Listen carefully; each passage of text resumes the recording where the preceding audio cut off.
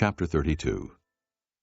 When the people saw that Moses was so long in coming down from the mountain, they gathered around Aaron and said, "Come, make us gods who will go before us. As for this fellow Moses who brought us up out of Egypt, we don't know what has happened to him." Aaron answered them, "Take off the gold earrings that your wives, your sons and your daughters are wearing, and bring them to me."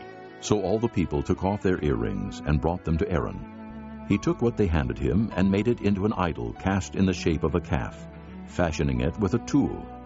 Then they said, "These are your gods, O Israel, who brought you up out of Egypt." When Aaron saw this, he built an altar in front of the calf and announced, "Tomorrow there will be a festival to the Lord." So the next day the people rose early and sacrificed burnt offerings and presented fellowship offerings.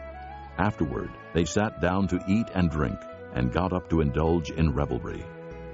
Then the Lord said to Moses, "Go down, because your people whom you brought up out of Egypt have become corrupt. They have been quick to turn away from what I commanded them, and have made themselves an idol cast in the shape of a calf.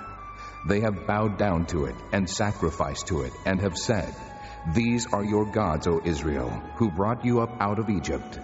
I have seen these people," the Lord said to Moses, "and they are a stiff-necked people.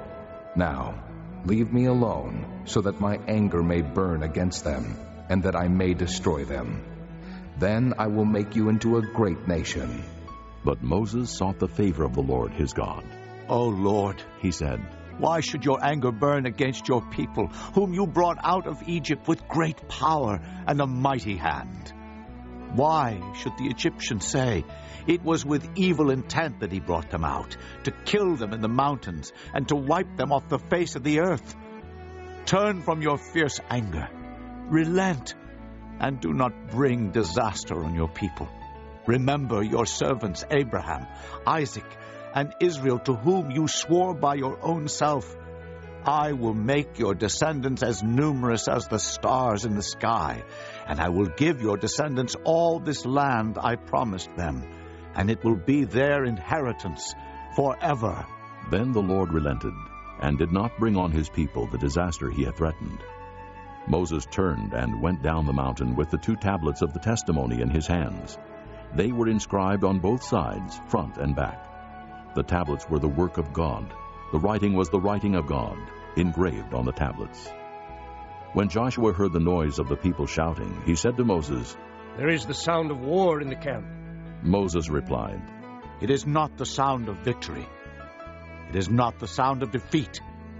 It is the sound of singing that I hear." When Moses approached the camp and saw the calf and the dancing, his anger burned, and he threw the tablets out of his hands, breaking them to pieces at the foot of the mountain. And he took the calf they had made and burned it in the fire. Then he ground it to powder, scattered it on the water, and made the Israelites drink it. He said to Aaron, "What did these people do to you, that you led them into such great sin?" "Do not be angry, my lord." Aaron answered, "You know how prone these people are to evil. They said to me, 'Make us gods who will go before us.' As for this fellow Moses who brought us up out of Egypt, we don't know what has happened to him." So I told them, 'Whoever has any gold jewelry, take it off.' Then they gave me the gold, and I threw it into the fire, and out came this calf." Moses saw that the people were running wild, and that Aaron had let them get out of control, and so become a laughingstock to their enemies. So he stood at the entrance to the camp and said, "Whoever is for the Lord, come to me." And all the Levites rallied to him. Then he said to them, "This is what the Lord, the God of Israel, says. Each man strap a sword to his side. Go back and forth through the camp, from one end to the other, each killing his brother and friend and neighbor." The Levites did as Moses commanded, and that day about 3,000 of the people died.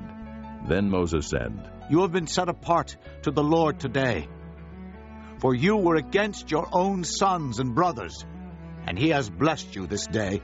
The next day Moses said to the people, "You have committed a great sin, but now I will go up to the Lord. Perhaps I can make atonement for your sin." So Moses went back to the Lord and said, "Oh, what a great sin these people have committed. They have made themselves gods of gold. But now, please forgive their sin. But if not, then blot me out of the book you have written. The Lord replied to Moses, Whoever has sinned against me, I will blot out of my book.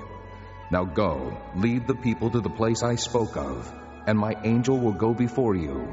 However, when the time comes for me to punish, I will punish them for their sin. And the Lord struck the people with a plague because of what they did with the calf Aaron had made.